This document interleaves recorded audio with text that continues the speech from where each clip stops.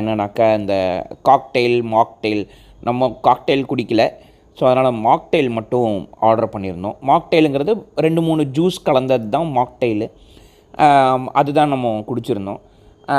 காக்டெயிலுங்கிறது liquor கலந்தாக்கா அது cockatiel.